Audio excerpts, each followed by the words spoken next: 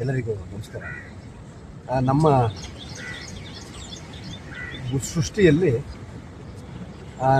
ಭೂಮಿ ಒಂದು ಭಾಗ ಆದರೆ ನೀರು ಅನ್ನುವಂಥದ್ದು 3 ಭಾಗದಷ್ಟಿದೆ ಅನ್ನುವಂಥದ್ದು ನಮಗೆಲ್ಲ ತಿಳಿದಿದೆ.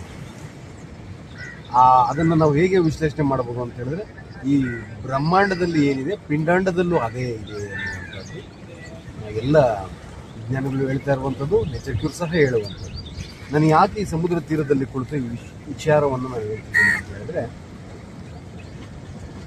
ಆ ಬ್ರಹ್ಮಾಂಡದಲ್ಲಿ ಹೇಗೆ ನೀರಿನ ಪ್ರಮಾಣ 3 ಪಟ್ಟಷ್ಟಿದೆಯೋ, 4ನೇ 1 ಭಾಗದಲ್ಲಿ ನೀರೇ ಹೆಚ್ಚಿದೆಯೋ, ಅದೇ ರೀತಿಯಲ್ಲಿ ನಮ್ಮ ದೇಹದಲ್ಲೂ ಸಹ ಬಹುತೇಕ ನಮ್ಮ ದೇಹದ ರಚನೆ, ದಿನನಿತ್ಯದ ಪ್ರಕ್ರಿಯೆಗಳು ಹಾಗೂ ನಿರ್ಮಾಣಕ್ಕೆ ಮೂಲ ದ್ರವ್ಯ ನೀರೇ ಆಗಿದೆ, ಫ್ಲೂಯಿಡ್.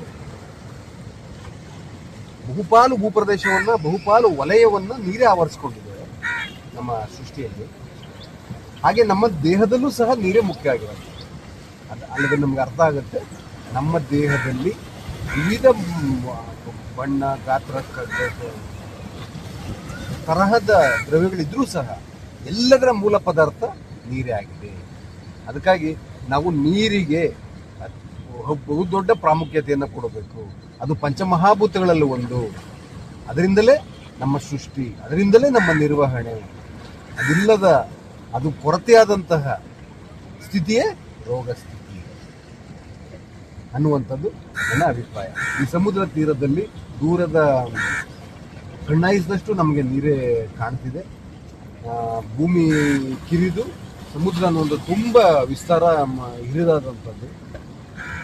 ಇದರ ಮುಖಾಂತರ ನಾವು ಒಂದು ಸಂದೇಶವನ್ನು ತಗೋಬಹುದು. ನಮಗೆ ನೀರಿನ ಅವಶ್ಯಕತೆ, ನಮ್ಮ ರಚನೆ ನೀರಿನಿಂದ ನಾನು ಹಿಂದೆ ಹೇಳಿದಂತೆ ಎಲ್ಲರೂ ಸಹ ನೀರನ್ನು ಸರಿಯಾಗಿ ಬಳಸ್ಕೊಳ್ಳೋವಂಥದ್ದು. ನೀರನ್ನು ಸರಿಯಾಗಿ ಬಳಸೋದ್ರಿಂದ ನಮ್ಮ ಆಂತರಿಕ ಸ್ವಚ್ಛತೆ ಆಗುತ್ತೆ. ವಿಸರ್ಜನಾಂಗಗಳೆಲ್ಲ ಪೂರ್ತಿಯಾಗಿ ಶುದ್ಧವಾಗಿರ್ತವೆ. ಹಸಿವು ಅನ್ನುವಂಥದ್ದಾಗುತ್ತೆ. ಮತ್ತು ನಮ್ಮ ದೇಹಕ್ಕೆ ಆರಾಮ ಬರುತ್ತೆ. ಅದು ಬಿಸಿ ನೀರು ಮತ್ತು ತಣ್ಣೀರು, ಯಾವುದೇ ನೋವು ನಿವಾರಕಗಳನ್ನು ನಾವು ಕೇವಲ ನೀರಿನಿಂದ ಮಾಡುವಂಥದ್ದು ಪ್ರಕೃತಿ ಚಿಕಿತ್ಸೆಯಲ್ಲಿ. ಅದಕ್ಕಾಗಿ ಇನ್ನಿಲ್ಲದಂಥ ಉಪಯೋಗಗಳು ನಾವು ನೀರಿನಿಂದ ಪಡಿಬೋದು. ನಿಮ್ಗೆ ಯಾವುದೇ ಸಮಸ್ಯೆ ಇರಲಿ, ಆ ನೀರಿನಿಂದ ಕೊಡುವಂಥ ಚಿಕಿತ್ಸೆಗಳು, ಅದರಿಂದ ಬರುವಂಥ ಹಬೆ, ಇದರಲ್ಲೇ ನಾವು ಬಹುಪಾಲು ಸಮಸ್ಯೆಗಳಿಗೆ ನಾವು ಪರಿಹಾರ ಕಂಡುಕೋಬಹುದು ಅನ್ನುವಂಥದ್ದನ್ನ ನೇಚರ್ ಕ್ಯೂರ್ ನಮಗೆ ತಿಳಿಸ್ಕೊಟ್ಟಿದೆ ಅಂತ ಹೇಳ್ತಾ, ಎಲ್ಲರೂ ನಾವು ನೀರಿಗೆ ಅತ್ಯಂತ ಪ್ರಾಮುಖ್ಯತೆಯನ್ನು ಕೊಡೋಣ. ಸರಿ ಪ್ರಮಾಣದಲ್ಲಿ, ಸರಿ ಅವಧಿಯಲ್ಲಿ, ಅವಶ್ಯಕತೆಯಷ್ಟು ನೀರನ್ನು ಕುಡಿಯೋಣ. ಎಲ್ಲರೂ ಶುದ್ಧವಾದ ನೀರನ್ನು ಬಳಸೋಣ ಅಂತ ಹೇಳ್ತಾ ಎಲ್ಲರಿಗೂ ಧನ್ಯವಾದ.